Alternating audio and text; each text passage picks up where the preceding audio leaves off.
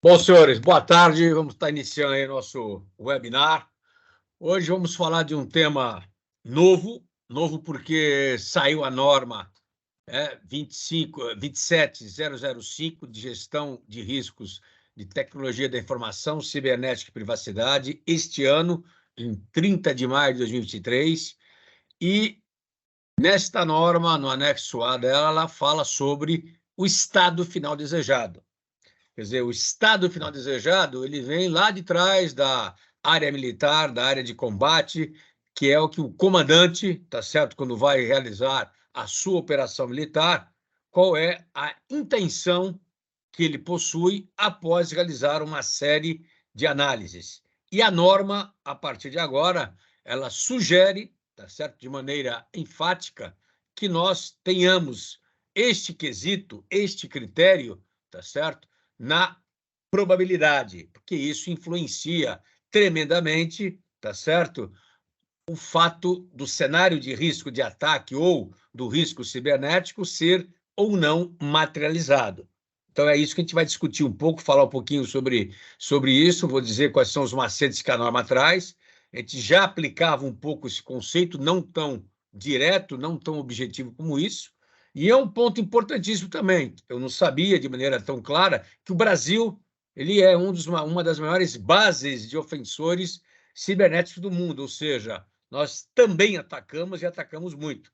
Nós estamos entre os top 10 do mundo, né, dos países que mais realizam também ataques cibernéticos. Então, isso é importante, nós temos essa noção. Bom, vamos seguir aqui essa agenda, tá certo? Vocês já me conhecem, então aqui tem meu currículo. O ponto importante para falar com vocês do currículo meu aqui é só dizer que a gente tem alguma experiência e vivência na área, tanto na consultoria como também em estudos acadêmicos, então isso é importante citar para vocês, tá certo?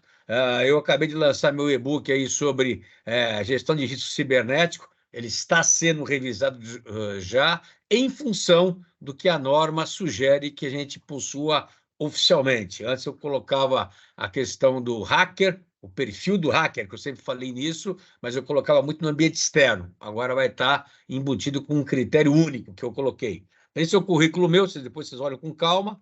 E o objetivo nosso, na verdade, desse webinar é sensibilizá-los, tá certo?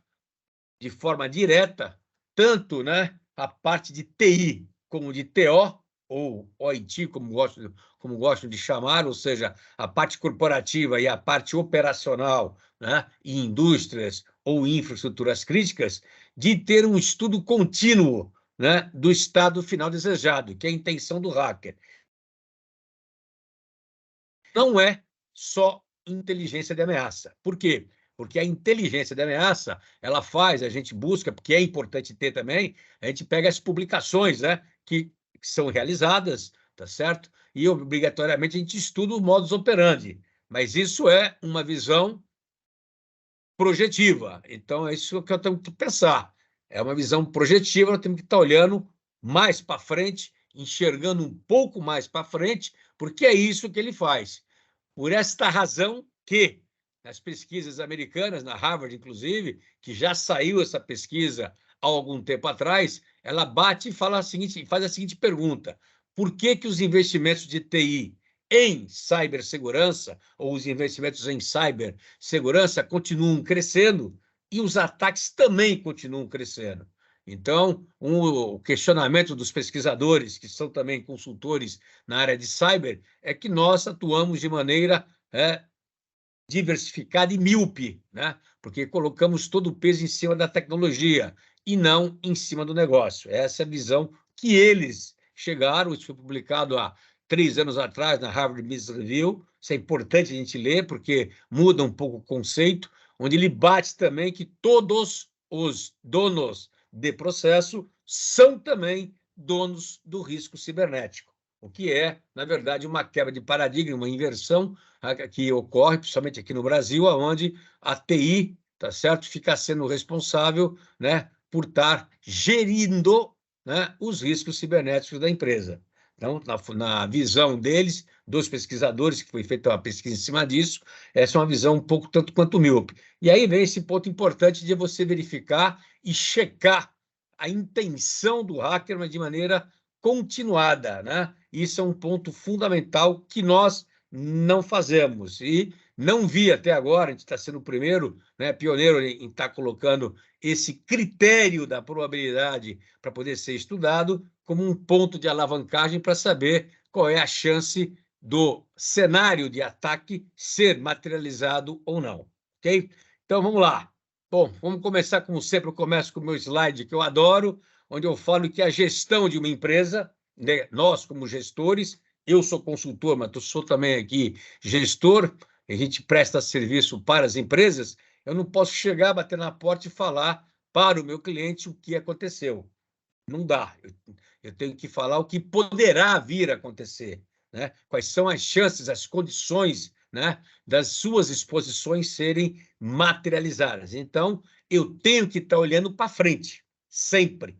Preciso ter, importante, hein? Não estou negando isso.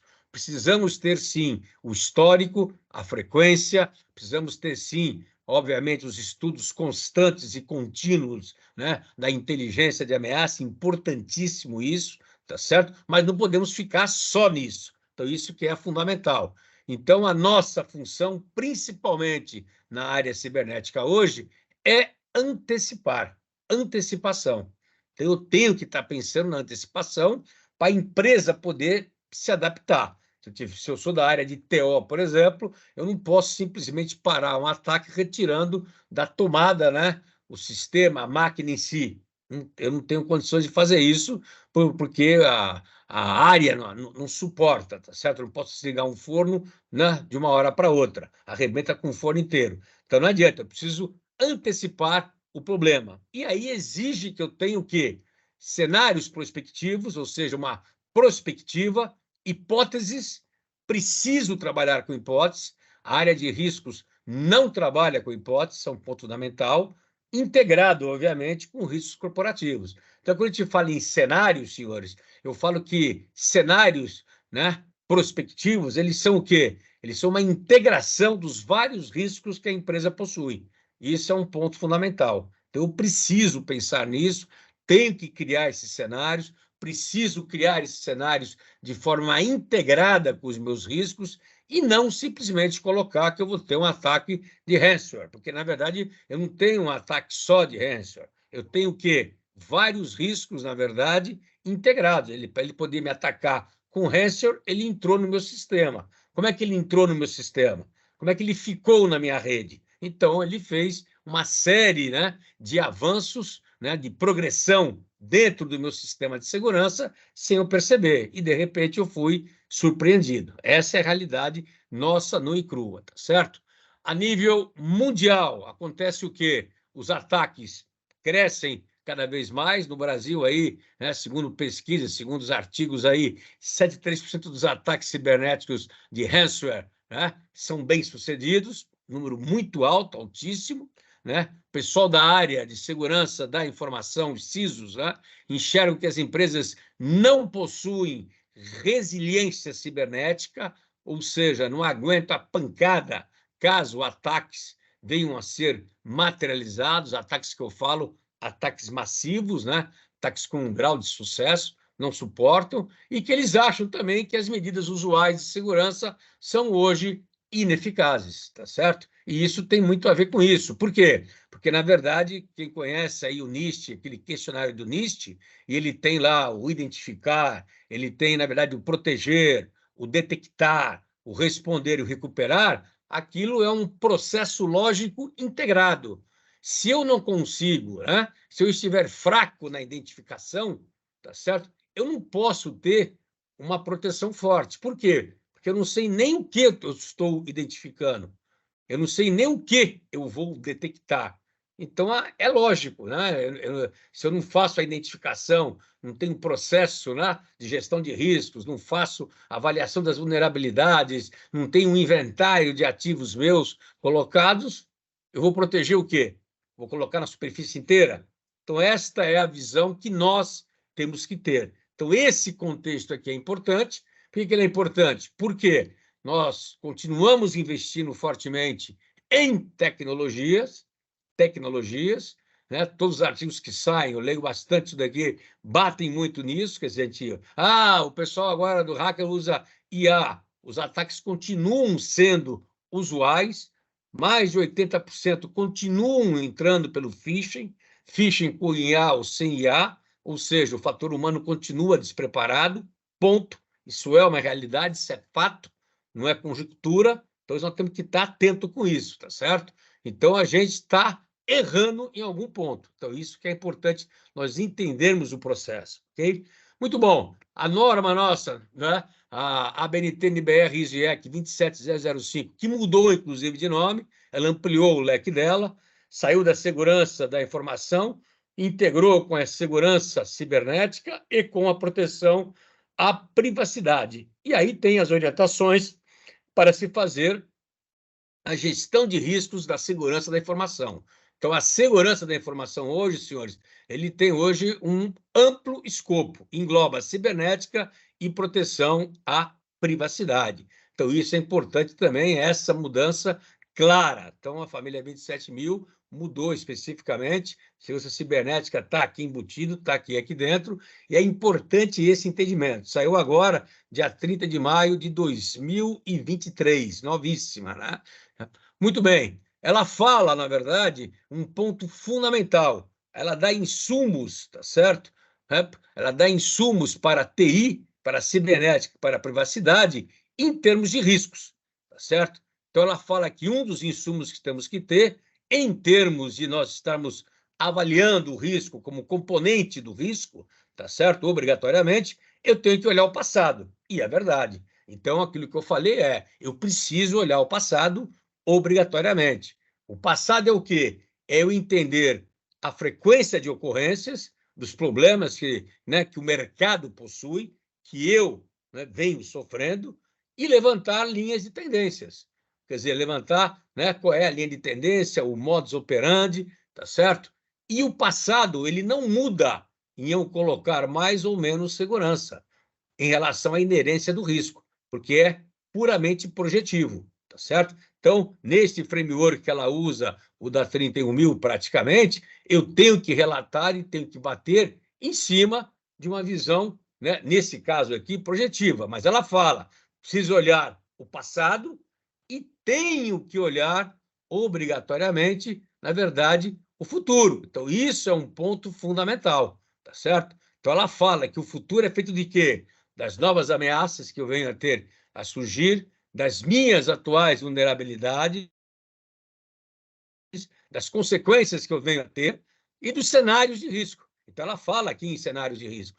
Não esqueça, os cenários é a integração dos vários riscos, que de tal forma aquele cenário se torna muito mais massivo e até com maior chance de vir a acontecer, tá certo? Porque eu vou estar criando hipóteses. Então, isso é essencial. Vejam vocês, a norma fala claramente, preciso olhar o passado e preciso olhar o futuro.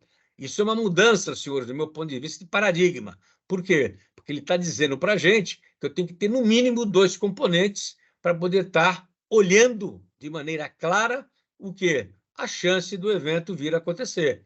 Fato este que muito das empresas, algumas que estão aí assistindo esse webinar comigo, têm, às vezes, uma forma, um critério de probabilidade, por exemplo, só olhando uma tabela.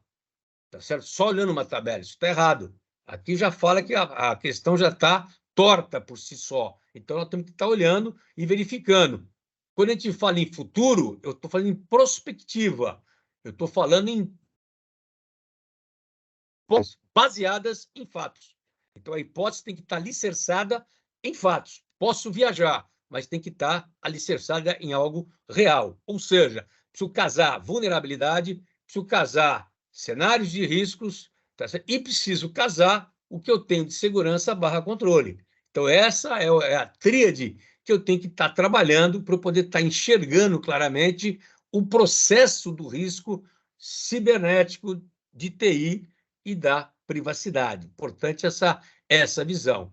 Aqui ele fala que eu tenho uma abordagem que pode ser baseada em evento ou baseada em ativo.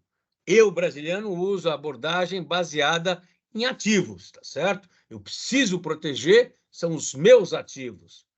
Ativos que podem ser podem ser sistemas, são processos, mas são ativos. Então, preciso proteger. Porque o hacker vai atrás de quê? Ele vai atrás dos meus ativos. Então, é fundamental eu entender esse processo.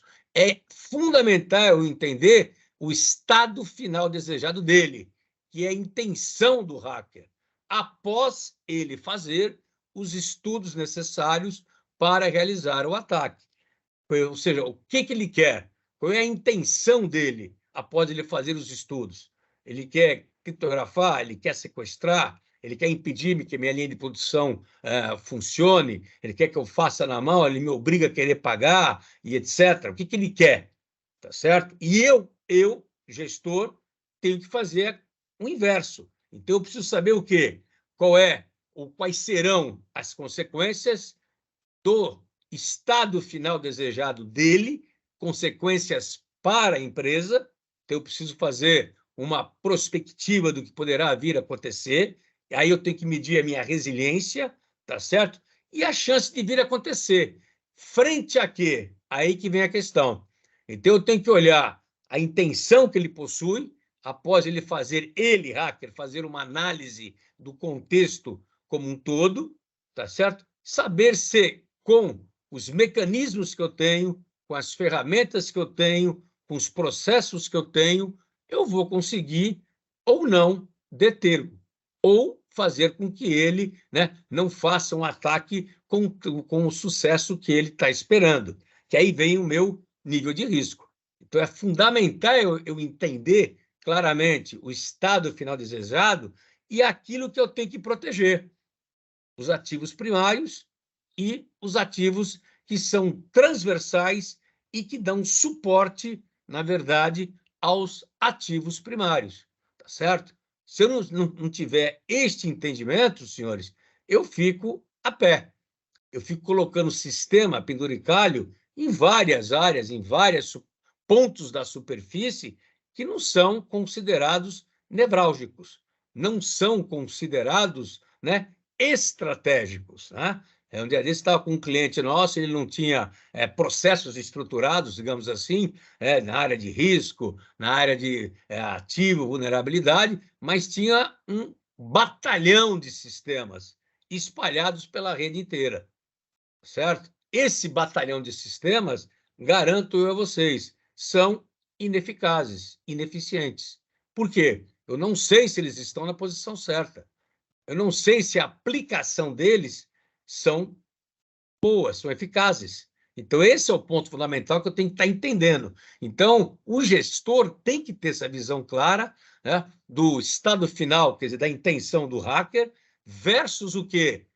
O contexto que eu possuo, contexto meu de segurança, para saber chances que eu tenho de diminuir essa possibilidade de vir a acontecer, certo? Então, isso daqui é fundamental eu entender esse processo. Ou seja, eu, como gestor, tenho que entender quais são as joias da coroa, obrigatoriamente, juntamente com as pessoas que mexem com as joias da coroa, e para que isso eu, gestor, entenda muito bem, eu preciso entender o contexto estratégico da empresa.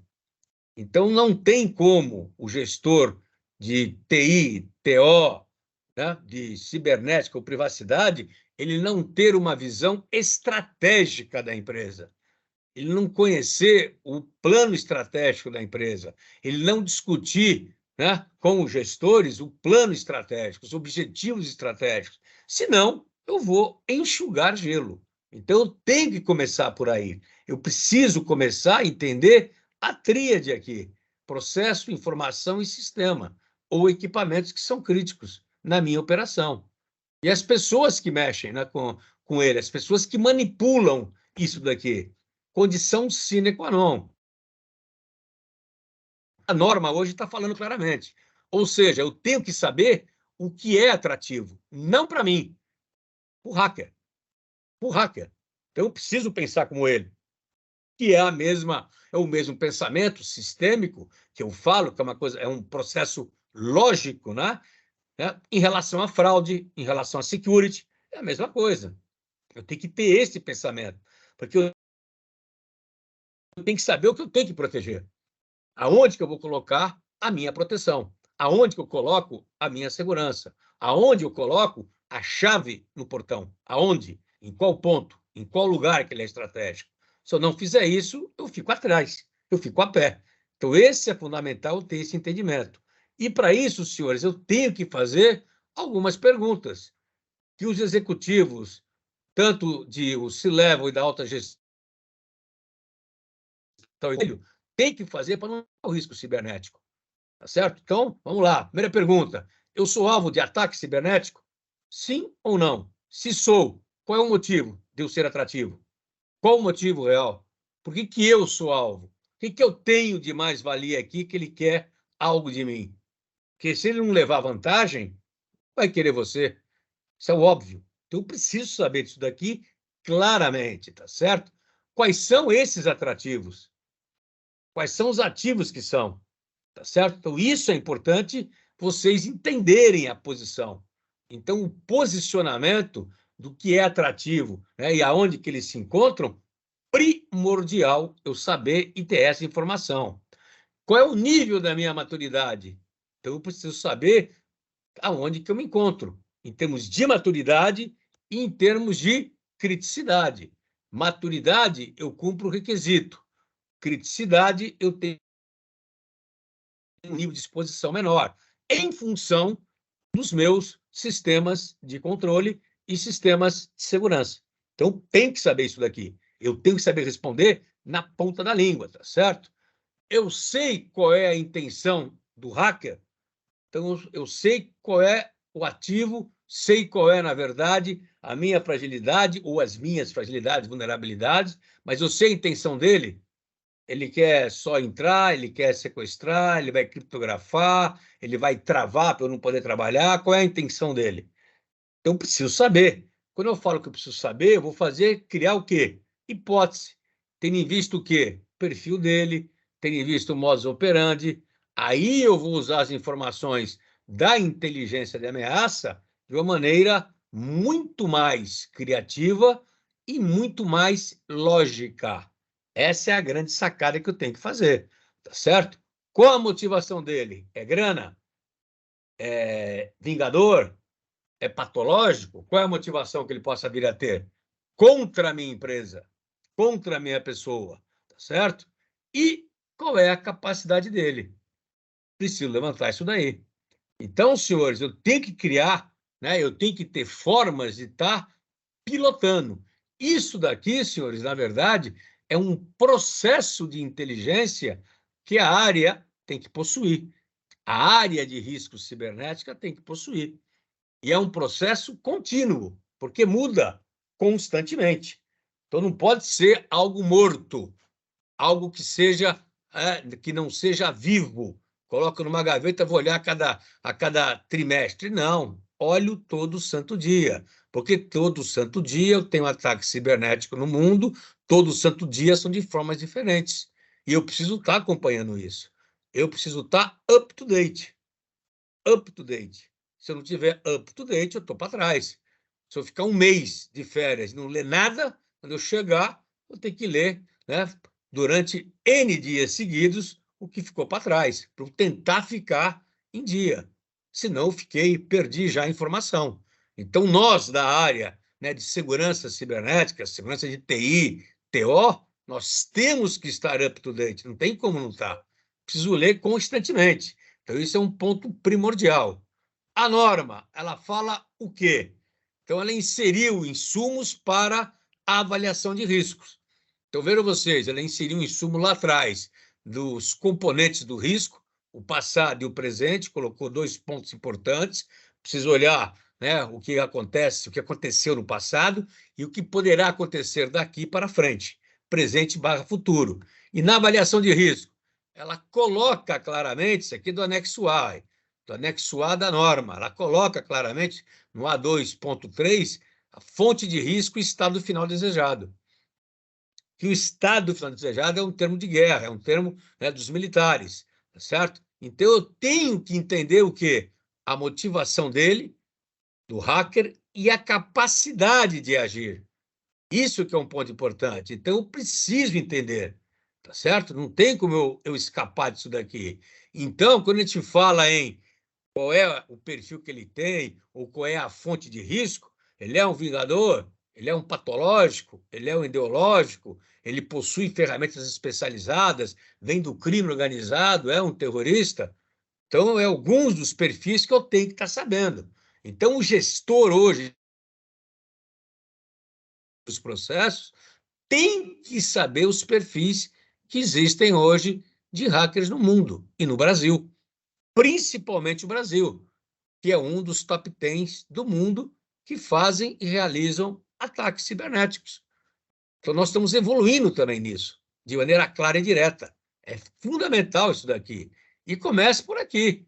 Ele é um hacker chapéu branco, por exemplo, hacker do bem, ele é mercenário cibernético, ele vem a ser um nacionalista, tá certo? Ele na verdade, pertence a crimes organizados, tá certo? A facções criminosas que hoje estão ligadas aí à questão cibernética. Ele é reincidente apenas, tá certo? Ele na verdade, um hacktivista, é um ativista, simplesmente vai atacar empresas que fazem poluição, que são contra os requisitos do ESG, por exemplo, tá certo? Ele é um hacker militar, é uma espionagem militar, é um ataque militar, está na guerra cibernética, tá certo? É um criminoso desorganizado, tá certo? Não é organizado, mas é desorganizado, ok? Então, ele tá no crime, mas não é um profissional. Então, ele quarteiriza, terceiriza, porque ele não tem o conhecimento necessário, tá certo? Ele tem aí um script kid, quer dizer, ele copia, na verdade, né, os scripts de ataque de outros que são mais fracos para poder estar tentando entrar no mercado. Quem ele na verdade? Ou são da ameaça interna, são o inimigo. Nós dormimos com o inimigo, porque hoje o Brasil, senhores, dorme com o inimigo. Hoje nós dormimos com o inimigo. Quem achava que não, hoje nós dormimos. O dormir com o inimigo é esse daqui, é o oportunista interno, que eu posso ter, na verdade, a atratividade, ele identifica onde que ele pode tirar a vantagem, ele, na verdade, tem uma pressão percebida, uma motivação dele, pode ser pressão ou pode ser a motivação, e ele tem a vulnerabilidade que ele vai explorar. Esse triângulo aqui é o da fraude. Eu só adaptei para o cibernético, mas é o triângulo da fraude. Eu tenho que estudar isso daqui. Eu tenho que saber.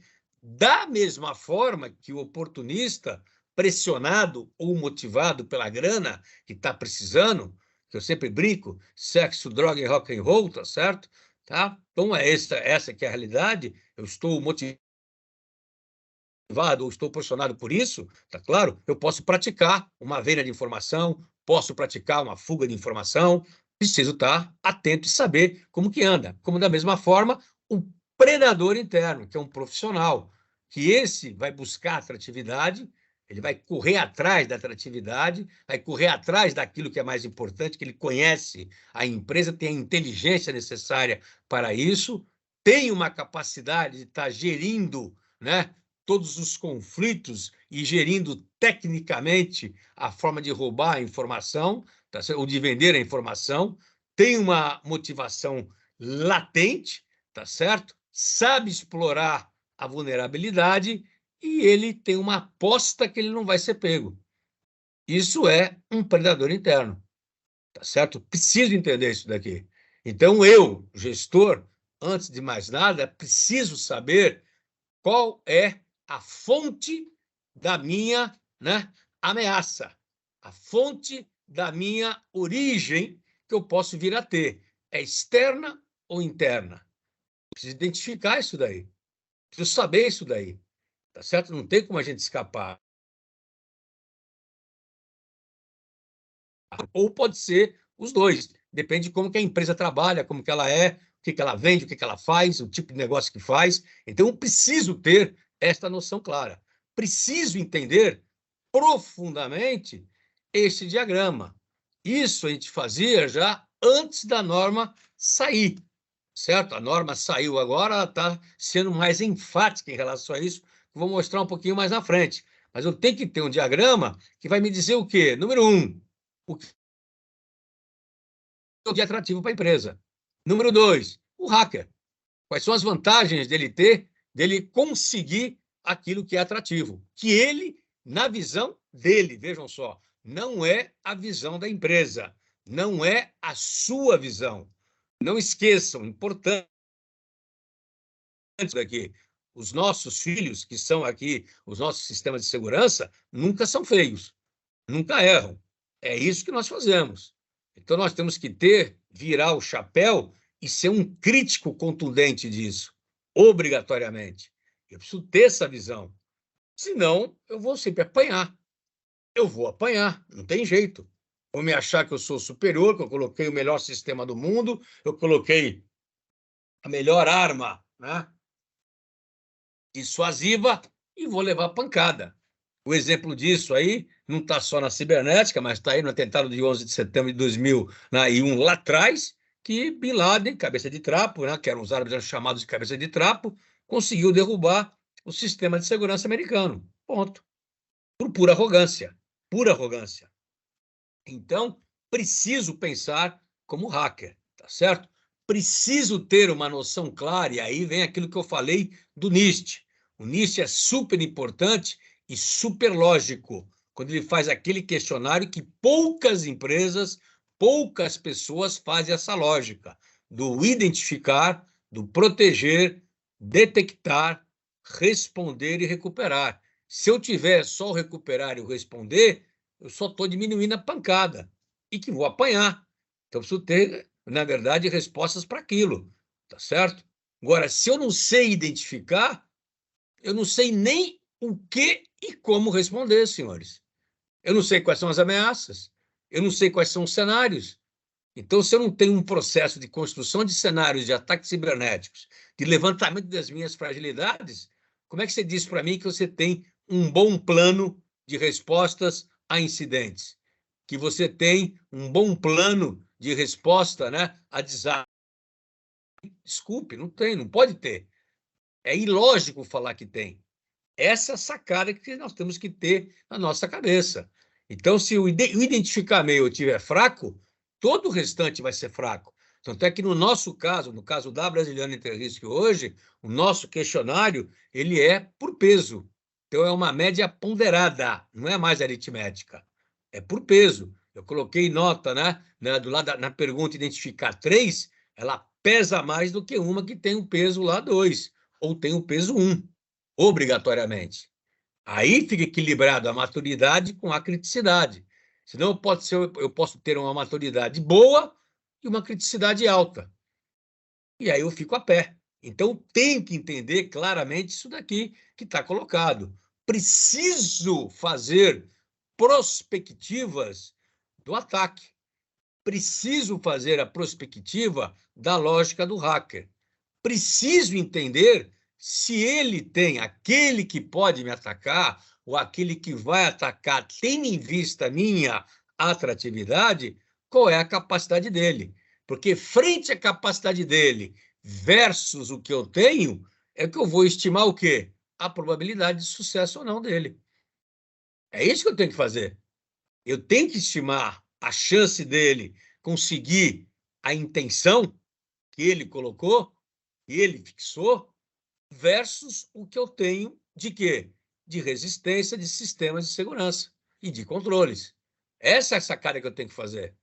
E não simplesmente seguir lá um checklist e dizer que eu tenho que ter X, Y, Z de sistemas, tá certo? Sem eu ter uma aplicação condizente em cima disso. Que é isso, senhores, hoje que nós fazemos, puramente colocado. Então, eu preciso entender isso daqui de maneira muito clara e fazer essa lógica, né? Porque a lógica do ataque, a estratégia que ele vai usar, está ligada diretamente a quê? A sua capacidade versus o que eu tenho de fragilidade e de segurança. Óbvio. Então, é isso que eu tenho que saber. Isso é o óbvio. Então, se eu tenho uma segurança razoável, tem um caminhão de vulnerabilidade pendurado nas minhas costas, quem pode me atacar? Pode ser até um script kid que pode me atacar e pode ter sucesso, dependendo das circunstâncias. Tá claro? Aí sim, a inerência do risco pode ser alta, porque não leva em consideração controle, e, né, o residual do risco, tá certo? Pode ser bem menor, eu tendo sistemas que estão colocados em posições consideradas nevrálgicas, estratégicas. Então, eu preciso entender isso claramente, tá claro? E temos que entender a motivação dele. A motivação em relação a quê? Em relação ao ataque. É grana? É psicológico? Qual que é a motivação? É ego de querer entrar num site, pichar, etc., como já aconteceu? Na NASA foi um deles, foi um brasileiro que fez isso, tá certo? Então, esses são pontos que vocês têm que estar olhando, observando e verificando, tá claro? Quais são as apostas que ele faz, tá certo? A aposta do hacker vai ser preso? Se for preso, vai ser punido? Não vai ser punido?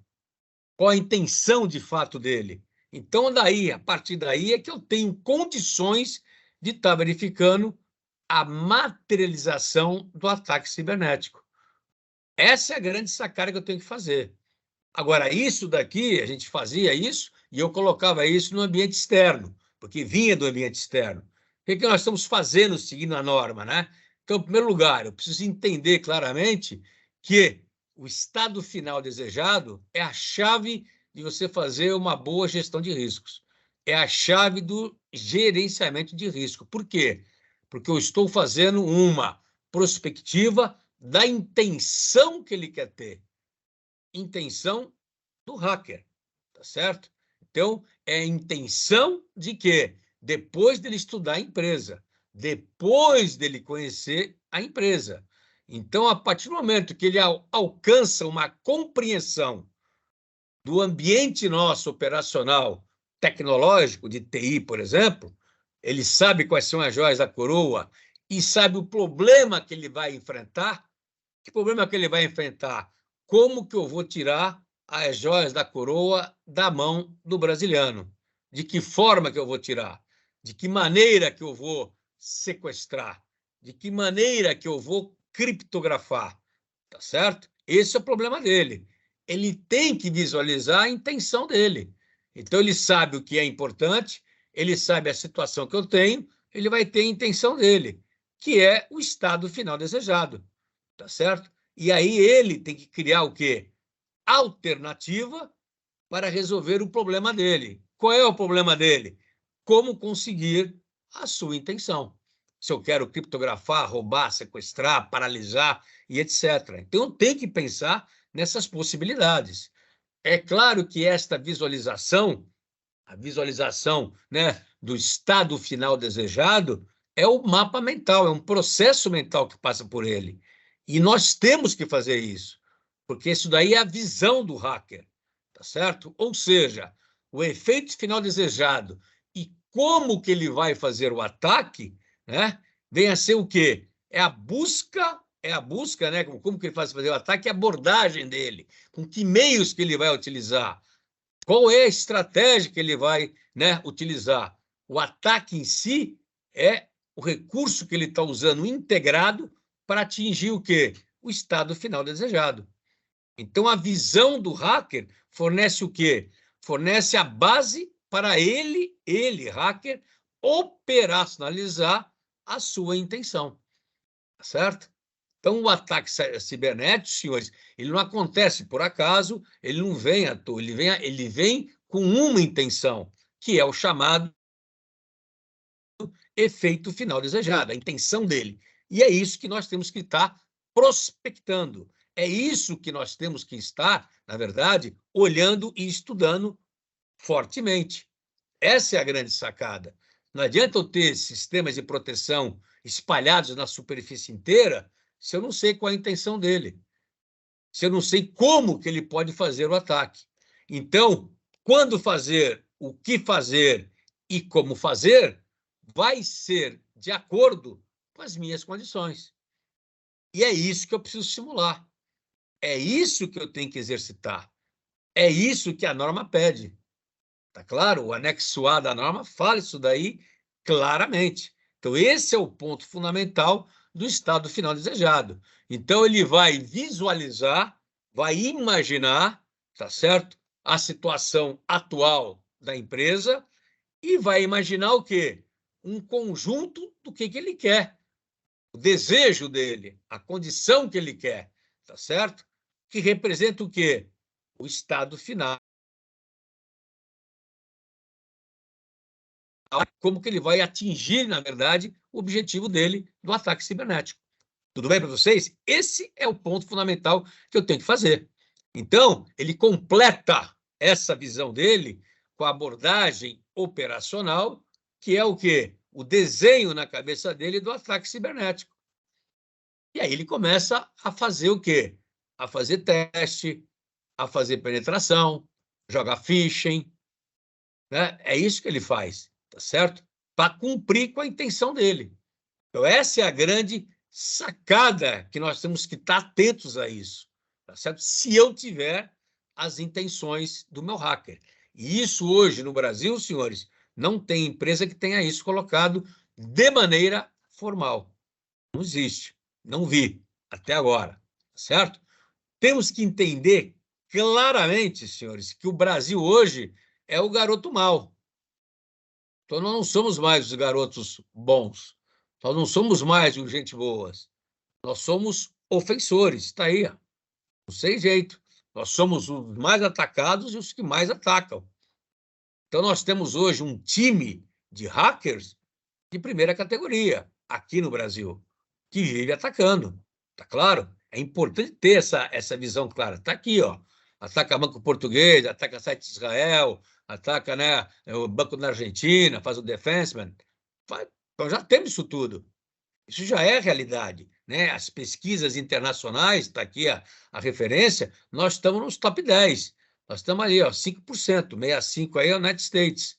Não é nem o russo, não é nem o árabe, certo? Então nós estamos ali nos 5%, contexto Brasil, né? Outra que nós estamos aqui, ó, estamos nos top 20 aqui, ó, os que mais atacam, tá certo? Então nós somos um dos maiores atacantes cibernéticos do planeta. Para quem não sabia, tem que estar claro isso. Nós dormimos com o inimigo. Está claro? Nós dormimos com o inimigo. Ponto. Então, nós temos que entender. E nós temos que, por dormir com o inimigo, estando entre os top, tá certo? Nós temos que entender muito, muito desse perfil, entender muito da motivação, da capacidade, senão a gente fica para trás. Senão a gente vai gastar dinheiro à toa. Nós vamos rasgar dinheiro para poder dar a proteção. Essa é a sacada que nós temos que ter. E hoje existem, né, sites aqui, empresas aqui no Brasil, que fazem coleta no mundo inteiro. Através de quê? Através de inteligência artificial, através de machine learning, ensinar a máquina a trabalhar, tá certo? Trocam informações, usam a Amazon, a Microsoft Azure, Google Cloud, tá certo? O Oracle, usa essas empresas todas integradas, porque isso é uma guerra que está hoje no mundo, tá certo? E o Brasil está no meio delas. E nós estamos hoje sendo, ao mesmo tempo, né, os garotos maus e temos que ser também os garotos bons que podemos defender. Senão nós vamos estar levando paulada do hacker interno, porque o que se vende muito aí fora, o que se fala muito aí fora, nós somos atacados, o Brasil é atacado, vem de fora, vem não sei do que, não, está vindo daqui de dentro. O ponto do ataque pode estar vindo até lá de fora, tá certo? Mas é brasileiro que está fazendo o ataque. Somos nós que estamos atacando. Então, nós temos que entender isso claramente, tá? É o contexto nosso Brasil, ó. Aqui, inclusive, tem, né? Nesse site aqui, você tem aí, né? Aqui, São Paulo, especificamente São Paulo, é um dos top 10 aí do mundo, tá certo? São Paulo, especificamente. Eu tinha até a noção que era o norte do país que tinha grande parte dos hackers brasileiros, tem, né? Mas São Paulo continua sendo o top aqui, né, de ataque cibernético. Então, isso aqui é importante, tá certo? Isso é um ponto fundamental para a gente poder estar entendendo o processo como um todo, tá? Temos que entender que tudo isso daí faz parte de um processo, né, que nós temos que estar fazendo uma evolução, né? Evolução naquilo que estamos tratando como estimativas de avaliação de risco. Porque se eu estimar mal a minha avaliação do risco, ou estimar mal o meu cenário de ataque cibernético, por exemplo, eu fico a pé. Eu fico a pé. Aí eu preciso utilizar formas diferentes de estar enxergando o que está ocorrendo. O que eu não posso ficar é ficar fazendo a mesma coisa sem resultado, senhores. Que é isso que está ocorrendo hoje na área tecnológica. Nós estamos fazendo a mesma coisa há muito tempo e não tem dado resultado. Por que não tem dado resultado? Porque o número de ataques cibernéticos não decresce. Pelo contrário, aumenta. Por quê? Essa é a pergunta. Por quê? Nós somos os culpados? Quando eu falo nós, a empresa, nós, os consultores, nós, os gestores de riscos. Então, algo não está indo bem. Desculpe, algo não está indo bem. Então, nós estamos errando em algum ponto. Isso é óbvio. E é isso que nós temos que discutir. Certo? Não estou jogando o pé de ninguém aqui, muito pelo contrário, estou jogando o pé de mim mesmo. Porque é importante a gente questionar. Tá certo? Se não estamos dando resultado, nós temos que dar resultado, obrigatoriamente. Tá certo? E hoje o país, o Brasil, está entre um dos mais ofensivos do globo. Então, condição sine qua non. Todo mundo entendeu isso aqui? Está claro isso para todo mundo? Quer dizer, o Brasil não é um país tropical, país maravilha, terra encantada, não é, não. Não somos o bobo também da corte, não, não somos, não. Muito pelo contrário, tá certo? Então, isso tem que ficar claro para nós. E aí temos que seguir as regras. Então, a 27005, ela mudou para isso. Então, eles falam que é difícil modelar a motivação, né, de uma fonte de risco, que é o estado final desejado, ele bate nisso, pode ser política, financeira, ideológica, né, social, né, condição psicológica, pontual, patológica, mas o ponto principal é que eu tenho que entender a intenção dele, que é expresso através de quê? Do estado final desejado. Eu tenho que entender a intenção. Não tem como não entender. Então, eu preciso estudar continuamente os perfis, as formas que estão sendo o ataque e os objetivos finais, que são as intenções que ele está tendo. Então, isso é importante eu captar isso daqui. É a situação, na final, geral, né, que o hacker quer alcançar após o ataque. Ele chama de confronto, inclusive. Certo? Então, isso é fundamental entender, né, de maneira muito clara. E aí tem alguns exemplos aí. Eu vou adquirir, eu vou impedir de trabalhar, eu vou manter o espaço que eu tenho, eu quero me defender apenas, eu vou sobreviver. Isso está na norma, isso aqui é a norma, tabela 8, tá certo? Para poder expressar as motivações que ele tem do estado final desejado, tá certo? Esse é o ponto crucial que eu tenho que estar entendendo. Ele fala também que o estado final desejado não é um objetivo-alvo, mas ele se mistura, tá certo? Então, ele acaba se misturando, né? Se eu vou fazer espionagem, se eu vou fazer influência, se eu tenho um pré-posicionamento estratégico, mas, na minha ótica, é a intenção dele. O que ele quer com o ataque?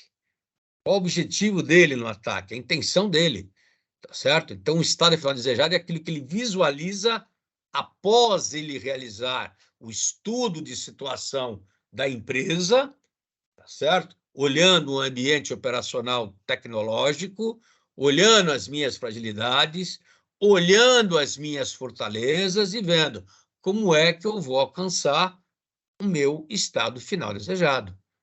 É o mapa mental que ele vai fazer. E nós temos que fazer o inverso. Porque se nós não fizermos o inverso, nós vamos levar paulada. Não tem jeito. Não tem como a gente procurar escapar disso, tá certo? É fundamental entender isso aqui. Eu vou ser apenas lucrativo, é só uma diversão para mim. Eu quero entrar no site para dizer, para poder sacanear a empresa, expor a empresa e etc. Então, eu tenho que saber. Pega aí, né, os ativistas, quando fazem um ataque cibernético para poder provocar, para poder zombar, para poder expor a empresa, como já aconteceu aqui no Brasil, tá certo? O objetivo, a intenção era essa. Não queria criptografar, não queria sequestrar, não queria prejudicar o cliente. Eles falaram isso claramente. Então, hoje fica mais claro para a gente, para nós, esta posição que temos que ter. Temos que entender, né, na verdade, que a fonte, né, de risco, que é o hacker, né, ele pode explorar, na verdade, né, o seu objetivo, alvo, a sua intenção, para quê? Sob dois aspectos. Primeiro aspecto, ele pode usar o recurso para ele, em benefício dele. E o segundo, ele vai o quê? Impedir que eu use o meu recurso. Exemplo, paralisar minha linha de produção, paralisar a transmissão de energia, paralisar a transmissão de comunicação, tá certo? Então, ele está paralisando, ele está impedindo que eu use o recurso que era para aquilo. Pode fazer isso? Pode. Então, isso é a intenção dele em relação ao objetivo. Isso tem que estar claro para nós. E a grande sacada, para eu poder saber probabilidade, é eu criar cenários estratégicos. Ó. Então, eu preciso desenhar cenários. Eu preciso desenhar a forma como que o ataque poderá ser operacionalizado, materializado. De que forma? De que forma que ele vai entrar, por exemplo, na minha rede, se eu tenho uma boa senha randômica, se eu tenho, na verdade, uma VPN segura, de que forma que ele pode entrar? Então, ele vai procurar caminhos. E eu preciso saber, olhando para dentro, certo? Quais são essas minhas fragilidades. E se essas minhas fragilidades cabem, na verdade, né, dentro da estratégia dele. Então, eu tenho que olhar isso daqui claramente, tá certo? E através do cenário estratégico, na verdade, é que eu vou estar o quê? Verificando e avaliando as consequências, a massividade da consequência. Então, é através dos cenários que eu consigo fazer isso, tá certo? Porque é isso que vai acabar acontecendo. Então, eu não posso colocar, como eu vejo muita empresa colocando, simplesmente, eu tenho um risco de phishing, eu tenho um risco de ransomware só. Não é risco de ransomware. Ransomware é genérico, então eu preciso dar a definição daquilo que é o ransomware, tendo em vista a intenção do hacker, tá certo? Isso eu preciso fazer. Então, eu preciso criar, né, no conceito do risco e definição do risco, eu preciso criar pequenas situações. E essas situações, integradas com outros riscos, que são outras situações, vão me dar o cenário como um todo. E isso eu tenho que fazer. Está na norma, senhores. Esses cenários podem ser representados graficamente, o caminho que eu vou fazer, tá certo? Por quê? Porque eu tenho que construir o caminho dele. Preciso saber qual é a fase, quais são as fases que ele vai seguir, logicamente falando, estruturadamente. Se eu não fizer isso, eu fico para trás. Então, esse é o ponto fundamental de eu estar fazendo, né, a questão de construção de cenários estratégicos, tá certo? Com base nisso, eu tenho condições, aí sim, de estar estipulando a probabilidade dos eventos. Aí a avaliação fica mais assertiva. E não como hoje, que fica meio, né, às vezes a gente dá um bico para cima, sabendo que é médio, alto e baixo. Não é isso, eu tenho que entender o lado de lá. Então, senhores, isso passa a ser o quê? Um critério claro. Ou seja, se eu fosse resumir aqui o que a 27.005 fala, em termos do anexo A dela, ela fala o seguinte: número 1, tem que conhecer a motivação dele, obrigatoriamente, da fonte de risco. Ele chama a fonte de risco, né? Mas é o hacker, ok? Eu tenho que saber a capacidade técnica dele. Capacidade técnica dele, a motivação dele frente ao que eu tenho, ao que a empresa possui, tá certo? Me dá a intenção, que é o estado final desejado. Então, é isso que nós temos que ter. Isso é que a norma hoje pede que eu preciso fazer. O que nós, da Brasileira Intrigue, que nós estamos fazendo hoje, né, de maneira clara e direta, né? Então, a gente criou isso daí agora como um critério, na verdade, de probabilidade. Então, nós temos um critério de probabilidade, né? Eu tenho um diagrama de causa e efeito, ou como quer chamar aqui, um Baltai, ou, né, o que cria condições para o risco ser potencializado, materializado, desculpem, materializado, e aqui a consequência dele, tá certo? Mas eu tenho que colocar o quê aqui? Eu preciso colocar, obrigatoriamente, as fontes de risco,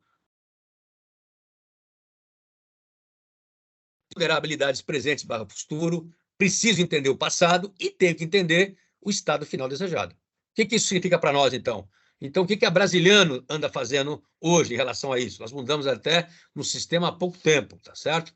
Então, nós temos que entender um diagrama de causa e efeito para isso, tá certo? Para poder colocar a condição de que, número 1, vou entender a frequência, um peso diferente. O diagrama nosso de causa e efeito passa a ser o quê? A condição de segurança, de probabilidade. E eu coloco aqui o efeito final desejado. O que é esse efeito final desejado? Eu vou colocar uma tabelinha que vai desde não se aplica, dependendo do tipo de risco que eu tenho. Se eu colocar uma falha sistêmica, não tem o hacker atacando, tá certo? Ele pode até aproveitar, mas não tem. E eu tenho que vai ser o quê? Improvável, remota, a chance dele alcançar, tá certo? O efeito desejado, né? O efeito não, desculpe, o estado final desejado. Então, isso é importante, tá? A gente verifica. Agora, com base em que a gente faz isso? Antigamente, no diagrama de causa e efeito, nós tínhamos o ambiente externo, onde eu colocava aqui, dentro do diagrama como um todo, né, o que ele influenciava.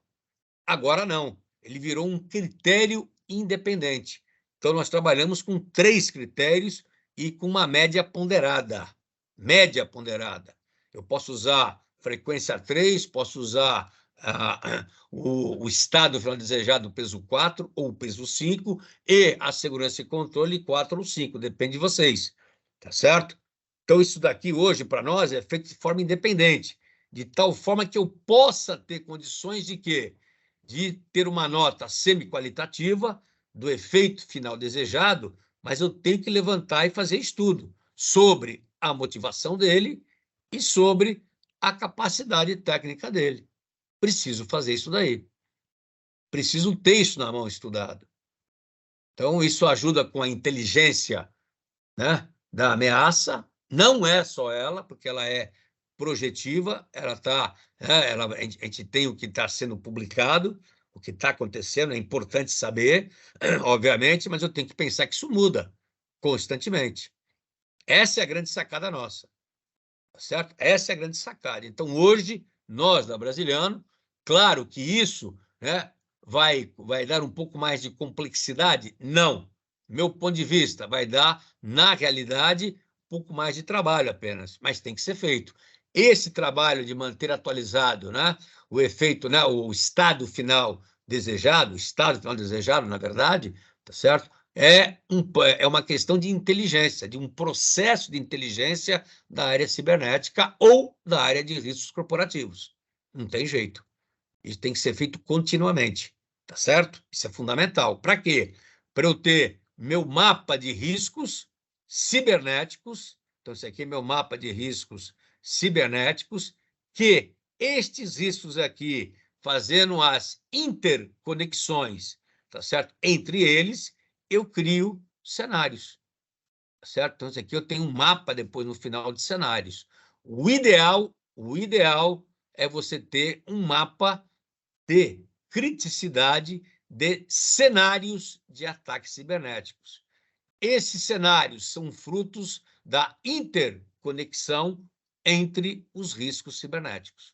Então, eu preciso criar cenários descrevendo a forma como eu serei atacado. E isso tem que fazer, senhores. Se eu não fizer isso daqui, eu não vou ter, na verdade, o quê? Qual é a intenção dele, o cenário de ataque. Então, o cenário de ataque ele tem que ser descrito olhando o estado final desejado, olhando, na verdade, a intenção que eu tenho. Tudo bem, senhores? Para a gente finalizar aqui, vou colocar aqui nosso último chart.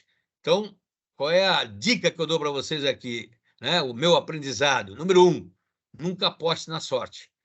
Esqueço de apostar na sorte. Então, eu preciso ter formalização. Preciso ter escrituração.